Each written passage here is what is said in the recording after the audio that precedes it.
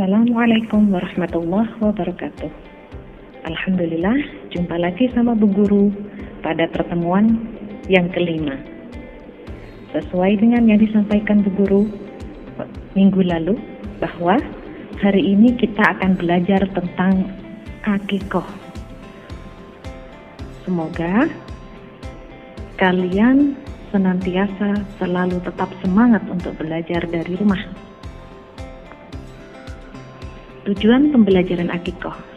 Yang pertama, setelah kalian belajar tentang bab akikoh, di sini diharapkan kalian dapat menunjukkan perintah akikoh, menjelaskan pengertian akikoh, menjelaskan dalil, menjelaskan ketentuan, dan mempraktekkan cara penyembelih akikoh. Yang pertama adalah pengertian akikoh.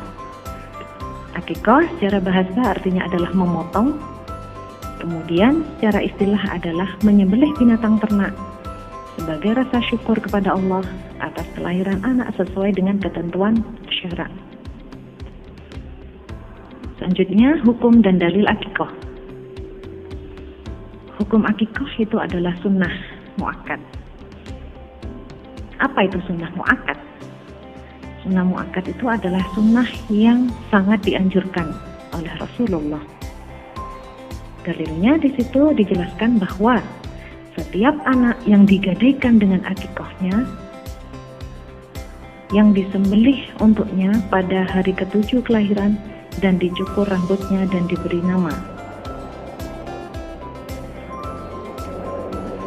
Menurut dalil ini dijelaskan bahwa anak yang belum diakikoi itu seakan-akan masih tergadai. Kalian tahu bagaimana kalau itu tergadai?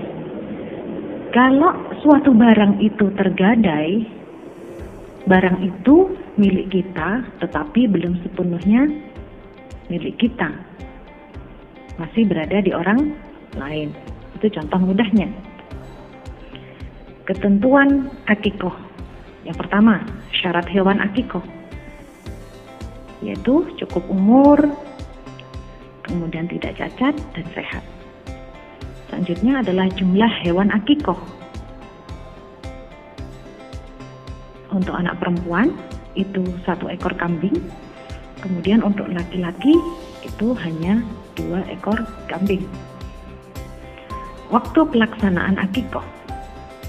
Di sini sudah dijelaskan ada bisa dilaksanakan 7 hari, 4 hari, 14 hari, atau 12 hari. Ini poin nomor 1, 2, dan 3 itu termasuk dari kelipatan. Kalau di antara hari itu tidak bisa, maka pilihan selanjutnya adalah bisa dilaksanakan kapan saja. Kemudian kalau orang tua sampai kalian semua sudah balik, kemudian sudah menikah atau sudah menjadi orang tua, maka kalian bisa mengakikoi diri kalian sendiri. Kenapa? Karena memang orang tua memang belum mampu untuk mengakikoi kalian. Sunnah akikoh. Yang pertama adalah membaca basmalah, bersolawat, bertakbir. Yang keempat adalah bisa disembelih ayahnya sendiri. Tetapi kalau penyembelihan itu biasanya sudah ada orang yang biasa menyembelih hewan kurban itu. Kemudian memberi nama bayi yang baik, mencukur rambut si bayi. Untuk mencukur rambut si bayi, yaitu poin 6 dan 7, biasanya setelah diakikoi, dapat berapa hari, rambut si bayi itu akan digundul. Setelah digundul semuanya, maka kemudian akan ditimbang. Dan timbangan dari berambut itu nantinya dihargai dengan senilai harga emas. Misalkan setelah terkumpul semuanya rambut bayi, ada berapa mili rambut bayi itu. Nah, sesuaikan dengan harga emas sekarang. Kemudian yang ke-8, mentahnik. Mentahnik ini adalah mengunyah kurma.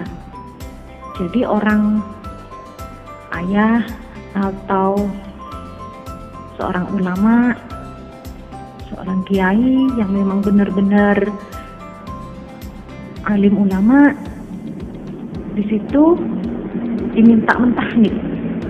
Jadi beliau mengunyahkan kurma, kemudian setelah dikunyah meletakkan di rongga mulut bagian atas si bayi.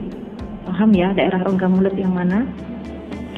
Apa di situ intinya? Intinya dari mentahnik adalah supaya apa yang dikeluarkan dari mulut bayi nantinya itu adalah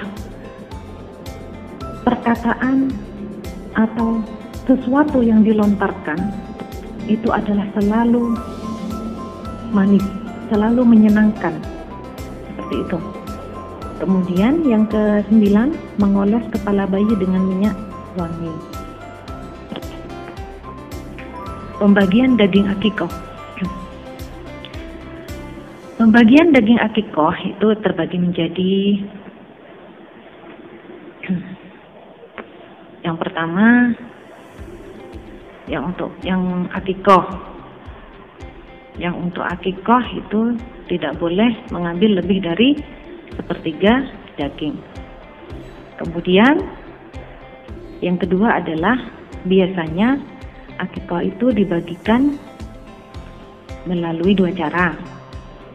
Yang pertama bisa dengan walimah, yaitu mengundang kerabat, keluarga, sanak famili untuk datang ke rumahnya, berdoa bersama-sama. Kemudian yang B itu adalah bisa dengan membagikan langsung kepada tetangga dan kerabat. Jadi di situ modelnya berbeda. Kalau yang A itu adalah mengundangnya, kita berdoa bersama, kemudian pulangnya membawa berkat.